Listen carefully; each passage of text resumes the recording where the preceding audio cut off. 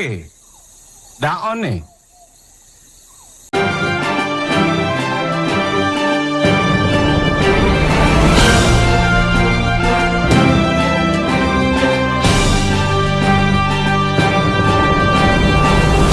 Assalamualaikum warahmatullahi wabarakatuh. Waalaikumsalam warahmatullahi wabarakatuh.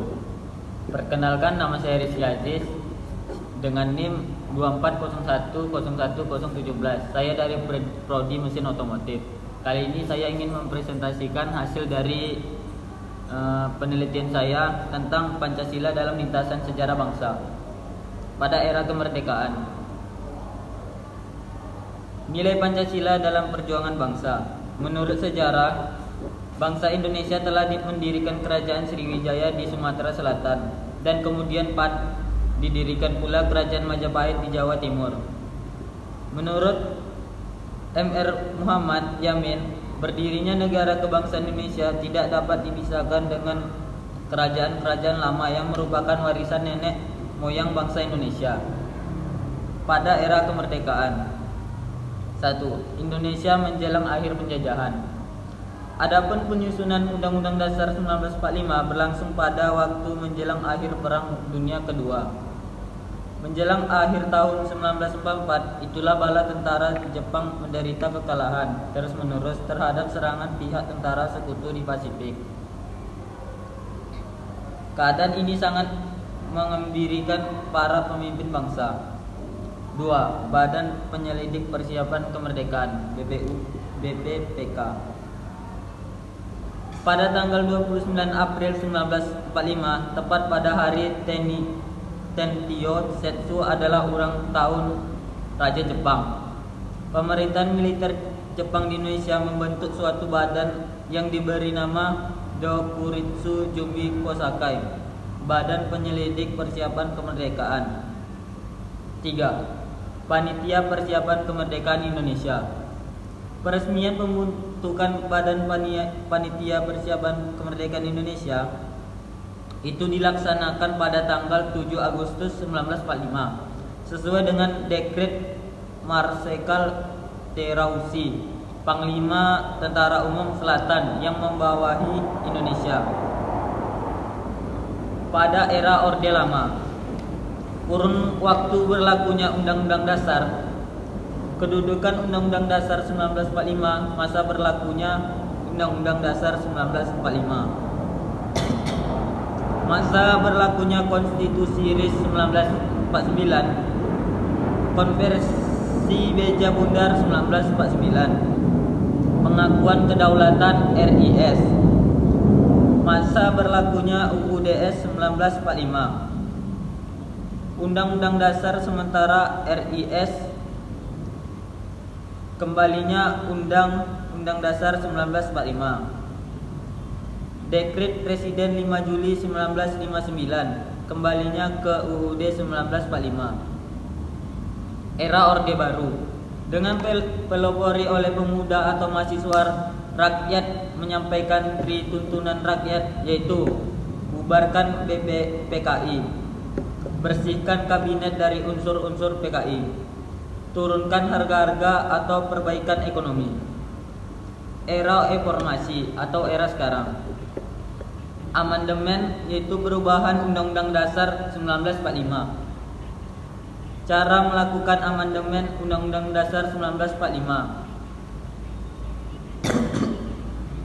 Jenis perubahan Undang-Undang Dasar 1945. Proses perubahan Undang-Undang Dasar 1945. Pokok-pokok materi dalam perubahan Undang-Undang Dasar 1945. Lembaga-lembaga baru hasil amandemen 1945. Pancasila sebagai dasar negara.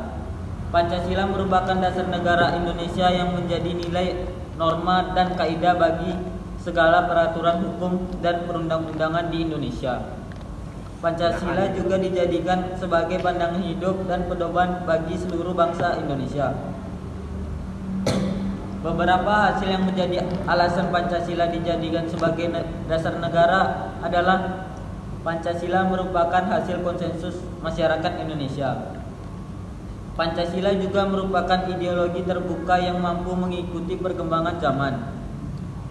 Pancasila sesuai dengan jiwa bangsa Indonesia, dan Pancasila merupakan pijakan utama bagi penyusun konstitusi dan sistem pemerintahan Indonesia. Pancasila terdiri dari 5 sila, yaitu ketuhanan yang Maha Esa, kemanusiaan yang adil dan beradab, persatuan Indonesia, kerakyatan yang dipimpin oleh hikmat kebijaksanaan dalam permusyawaratan perwakilan, dan keadilan sosial bagi seluruh rakyat Indonesia. Kesila 5 tersebut dalam hubungan kelima sila dalam hubungan Pancasila sebagai dasar negara tentu memiliki makna tersendiri, yaitu nilai ketuhanan menjadi sumber pokok nilai kehidupan bangsa. Ketentuan pasal 29 ayat 1 Undang-Undang Dasar 1945. Sila kedua, kemanusiaan yang adil dan beradab.